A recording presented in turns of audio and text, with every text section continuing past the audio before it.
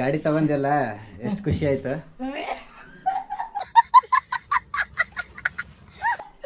ತುಂಬಾ ಖುಷಿ ಆಯ್ತು.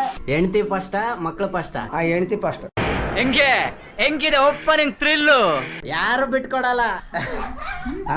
ಎಷ್ಟೋ ಜನ ಕೇಳಿದ್ರು ಈ ವಯಸ್ಸಲ್ಲಿ ನಿಮ್ಮ ಅಪ್ಪನ್ಗೆ ಯಾಕೆ ಗಾಡಿ ಬೇಕಾಗಿತ್ತು ಅಂತ ಅಂದ್ಬಿಟ್ಟು. ನಾನು ಅಂತವ್ರಿಗೆಲ್ಲ ಏನ್ ಹೇಳ್ತೀನಿ ಅಂತಂದ್ರೆ, ನಿಮ್ಗೇನೋ ಬಂದಿತ್ತು ರೋಗ. ಗಾಡಿ ಓಡ್ಸಕ್ಕೆ, ಜೀವನ ಅನುಭವಿಸಕ್ಕೆ ವಯಸ್ಸು ಗೀಸು ಅನ್ನೋದೆಲ್ಲ ಮುಖ್ಯ ಇಲ್ಲ. ವಯಸ್ಸಲ್ಲಿ ನಮ್ಗೋಸ್ಕರ ಅವರು 10 ಪೈಸಾ 5 ಪೈಸಾ 1 ಪೈಸೆಯಿಂದನೂ ದುಡ್ದು ಸಿಕ್ಕಾಪಟ್ಟೆ ಕಷ್ಟದಿಂದ ಸಾಕವ್ರು ನಮ್ಗೆ. ನಿಜ ಸುಳ್ಳು ಹೇಳಕ್ ಹೋಗಲ್ಲ, ಅಷ್ಟು ಕಷ್ಟಪಟ್ಟು ನಮ್ಮನ್ನ ಸಾಕವ್ರೆ. ಯಾಕಂದ್ರೆ ಜನ ಚೇಂಜ್ ಕೇಳ್ತಾ ಇದಾರಲ್ಲ. ಎಲ್ರಿಗೂ ನಮಸ್ಕಾರ, ಎಲ್ರಿಗೂ ಮತ್ತೊಂದು ಹೊಸ ವಿಡಿಯೋಗೆ ಎಲ್ಲರಿಗೂ ಸ್ವಾಗತ ಸುಸ್ವಾಗತ. ಇವತ್ತು ಏನಂತಂದರೆ ದೇವಸ್ಥಾನದಲ್ಲಿದ್ದೀನಿ. ಆಲ್ರೆಡಿ ತಮ್ಮನೇಲಿ ನೋಡ್ಕೊಂಡು ಬಂದಿರ್ತೀರಾ. ನಮ್ಮ ಮನೆಗೆ ಒಂದು ಹೊಸ ಗಾಡಿ ಬಂದಿದೆ. ಯಾವ ಗಾಡಿ ಅಂತ ಗೆಸ್ ಮಾಡಿರಿ. ದೇವಸ್ಥಾನದಲ್ಲಿದ್ದೀವಿ, ಆಮೇಲೆ ತೋರಿಸ್ತೀನಿ ಗಾಡಿ ಯಾವುದಂತ. ನಮಗೆಲ್ಲ ಗೊತ್ತಾಗೋಯ್ತು.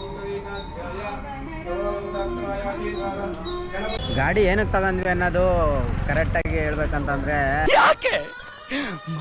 ನಮ್ಮ ಅಪ್ಪನಿಗೆ ತುಂಬ ದಿನದಿಂದ ಆಸೆ ಇತ್ತು ಗಾಡಿ ಓಡಿಸ್ಬೇಕು, ನಾನು ಒಂದು ಗಾಡಿ ತೊಗೋಬೇಕು ಅಂತ.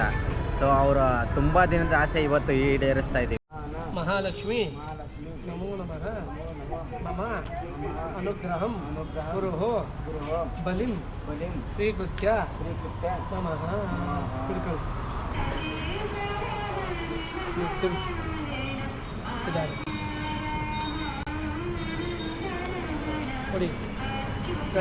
ಗಾಡಿ ಓಡ್ಸಕ್ಕೆ, ಜೀವನ ಅನುಭವಿಸಕ್ಕೆ ವಯಸ್ಸು ಗೀಸು ಅನ್ನೋದೆಲ್ಲ ಮುಖ್ಯ ಇಲ್ಲ. ಈಗ ನಮಗೆ ಅವರು ಚಿಕ್ಕ ವಯಸ್ಸಲ್ಲಿ ನಾವು ಕೇಳಿದ್ದೆಲ್ಲ ಹೆಂಗೆ ತಂದ್ಕೊಟ್ರು, ನಾವು ಇವಾಗ ಅವರು ಕೇಳಿದ್ದೆಲ್ಲ ತಂದ್ಕೊಡೋ. ಗಾಡಿ ಸ್ಟ್ರೈಟ್ ಮಾಡ, ಆನ್ಲೈನ್ ಸ್ಟ್ರೈಟ್ ಮಾಡ.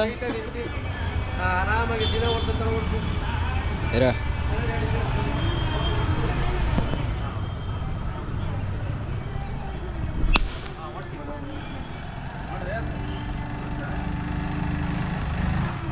ಮುರಿ. ನೀವು ನಂಬಲ್ಲ, ನಾನು ಹೇಳಿದ್ರೆ ಈ ಗಾಡಿ ಬುಕ್ ಮಾಡಿ ನಮಗೆ 1 ವಾರಕ್ಕೆ ಕೊಟ್ಟಿದ್ದಾರೆ. ಈ ಕಲರ್ಗೆ ಎಷ್ಟು ಡಿಮ್ಯಾಂಡ್ ಇತ್ತು ಅಂತಂದರೆ, ನನಗೆ ಕಲರ್ ಇದೇ ಬೇಕು ಅಂತ ಅಂದ್ಬಿಟ್ಟು, ಅಂದರೆ ಬೇರೆ ಕಲರ್ಸ್ ಎಲ್ಲ ಇತ್ತು. ಅಂದರೆ ಈಗ green colour, blue colour, red colour ಅವೆಲ್ಲ ಓಲ್ಡ್ ಕಲರ್ ಆಯಿತು. ಹೊಸ್ದಾಗಿ ಒಂದು ಪರ್ಪಲ್ ಕಲರ್ ಬಿಟ್ಟಾರಲ್ಲ, ಅದನ್ನು ಟ್ರೈ ಮಾಡೋಣ ಅಂತ ಅಂದ್ಬಿಟ್ಟು ಇದನ್ನು ಬುಕ್ ಮಾಡಿದ್ದು. ಬುಕ್ ಮಾಡಿ ಎಷ್ಟು ಹುಡ್ಕಾಡಿಸ್ಬಿಟ್ಟಿದ್ದೀನಿ ಅಂದರೆ ಶೋರೂಮ್ ಅವ್ರಿಗೆ 1 ವಾರ ಹುಡುಕಾಡಿ ಕೊನೆಗೂ 1 ವಾರ ಆದಮೇಲೆ ನಾನು ಅಷ್ಟು ಹಿಂಸೆ ಇಕ್ಕಾದ್ಮೇಲೆ ತಗೊಂಬಂದು ಕೊಟ್ಟವ್ರೆ. ಅದು ಎಲ್ಲೋ ಹೋಗಿ ತಗೊಂಬಂದಿರೋದು ಈ ಗಾಡಿನ. ಈ ಗಾಡಿ ಮುಂದೆ ನಮಗೆ ತುಂಬ ವೆಹಿಕಲ್ಗಳು ಆಪ್ಷನ್ ಇತ್ತು. ಬೇರೆ ಗಾಡಿಗಳು, ಈ ಆ್ಯಕ್ಟಿವಾ, ಡಿಯೋ, ಬೇರೆ ಎಲ್ಲ ಗಾಡಿಗಳು ಇತ್ತು. ಬಟ್ ನಮ್ಮ ಅಪ್ಪನಿಗೆ ಎಷ್ಟು ಹುಚ್ಚ ಅಂತಂದರೆ ಈ ಗಾಡಿ ಮೇಲೆ, ಅಂದರೆ ನಮಗೆ ಬೇರೆ ಥರ ಈಗ ಸ್ಪೋರ್ಟ್ಸ್ ಗಾಡಿ ಮೇಲೆ ನನ್ನ ಗಾಡಿ ನೋಡಿದ್ರಲ್ಲ, ಆ ಗಾಡಿ ಮೇಲೆ ನನಗೆ ಎಷ್ಟು ಕ್ರೇಜ್ ಇದೆಯೋ ನಮ್ಮ ಅಪ್ಪನಿಗೂ ಅದೇ ಥರ ಈ ಗಾಡಿ ಮೇಲೆ ಕ್ರೇಜ್ ಐತೆ. ಅದಕ್ಕೆ ನಮ್ಮ ಅಪ್ಪನಿಗೆ ಇದೇ ಗಾಡಿ ಬೇಕಂದ್ಬಿಟ್ಟು ಅಷ್ಟು ಹಠ ಮಾಡಿ ಇದೇ ಗಾಡಿನೇ ತರ್ಸ್ಕೊಂಡವ್ರು ನಮ್ಮಪ್ಪ. ಗಾಡಿ ತಗೊಂಡಿಲ್ಲ, ಎಷ್ಟು ಖುಷಿ ಆಯ್ತು.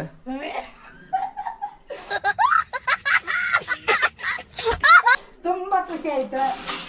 2 ಗಾಡಿಗಿಂತ ಇದೇ ಗಾಡಿದೆ ಜಾಸ್ತಿ ಖುಷಿ ಅಲ್ಲ. 2 ಗಾಡಿ ಅಂತಂದ್ರ ಮಕ್ಕಳದಾಯ್ತು, ಇದು ಯಾಕಂದ್ರ ಗಂಡಂದಲ್ಲ. ತುಂಬಾ ಖುಷಿ ಆಯ್ತು. ಅದ್ರಾಗ ಪ್ರೀತಿಯಿಂದ ಮಗಳು ಕೊಡಿಸ್ಯಾಳ. ಮಗಳದಂದ್ರೆ ಎಷ್ಟು ಇದಿರ್ತದೆ ಹೇಳ. ಗಂಡು ಮಕ್ಳಕ್ಕಿಂತ ಹೆಣ್ಮಗಳು ಗ್ರೇಟ್ ಆಯ್ತಲ್ಲ, ಹಂಗಾಗಿ ತುಂಬಾ ಖುಷಿ ಆಯ್ತು. ನೋಡ್ರಿ ನಮ್ಮ ಅಮ್ಮನ್ಗೆ ನಮ್ಮ ಗಾಡಿಗಿಂತ ಅವ್ರ ಗಂಡನ್ ಕೊಡಿಸಿರೋ ಗಾಡಿದೆ ಖುಷಿ ಆಯ್ತು. ನೋಡಿ ನಮ್ಮ ಅಪ್ಪನಿಗೆ ಏನೋ ಕೇಳಿಲ್ಲ, ನಮ್ಮ ಅಪ್ಪನ ಕೇಳೋಣ. ಎಷ್ಟೋ ಜನ ಕೇಳಿದ್ರು ಈ ವಯಸ್ಸಲ್ಲಿ ನಿಮ್ಮ ಅಪ್ಪನ್ಗೆ ಯಾಕೆ ಗಾಡಿ ಬೇಕಾಗಿತ್ತು ಅಂತ ಅಂದ್ಬಿಟ್ಟು. ನಾನು ಅಂಥವ್ರಿಗೆಲ್ಲ ಏನು ಹೇಳ್ತೀನಿ ಅಂತಂದರೆ, ವಯಸ್ಸಲ್ಲಿ ನಮಗೋಸ್ಕರ ಅವರು 10 ಪೈಸಾ 5 ಪೈಸಾ 1 ಪೈಸೆಯಿಂದನೂ ದುಡ್ದು ಸಿಕ್ಕಾಪಟ್ಟೆ ಕಷ್ಟದಿಂದ ಸಾಕವ್ರು ನಮಗೆ. ನಿಜ ಸುಳ್ಳು ಹೇಳಕ್ಕೆ ಹೋಗಲ್ಲ, ಅಷ್ಟು ಕಷ್ಟಪಟ್ಟು ನಮ್ಮನ್ನ ಸಾಕವ್ರೆ. ಅಂಥವ್ರಿಗೆ ನಾವು ಈ ವಯಸ್ಸಲ್ಲಿ ಅವ್ರಿಗೆ ಈ ಗಾಡಿ ಕೊಡ್ಸೋದ್ರಲ್ಲೇನೋ ಅದೇನು ದೊಡ್ಡ ಮ್ಯಾಟ್ರ್ ಆಗೋದಿಲ್ಲ ಅನ್ಕೋತೀನಿ. ನಮ್ಮ ಅಪ್ಪನಿಗೆ ಬೇರೆಯವ್ರ ಥರ ರಿಗ್ರೆಟ್ಸು ಇರಬಾರ್ದು ಅನ್ನೋ ಕಾರಣಕ್ಕೆ ಕೊಡಿಸಿರೋದು ಇದು ಹೇಳ್ಬೇಕಂದ್ರೆ ನನ್ನ ಸ್ವಾರ್ಥನೂ ನಂದ್ರಲ್ಲಿ ಏನಿಲ್ಲ. ನಾನು ಕೊಡಿಸಿಲ್ಲ, ಇದು ನನ್ನ ಹೆಸರು ನಾನು ಹೇಳ್ಕೊಳ್ಳಲ್ಲ. ಇದು ನಮ್ಮ ಅಕ್ಕ ಕೊಡಿಸೋರೆ ನಮ್ಮ ಅಪ್ಪನಿಗೋಸ್ಕರ.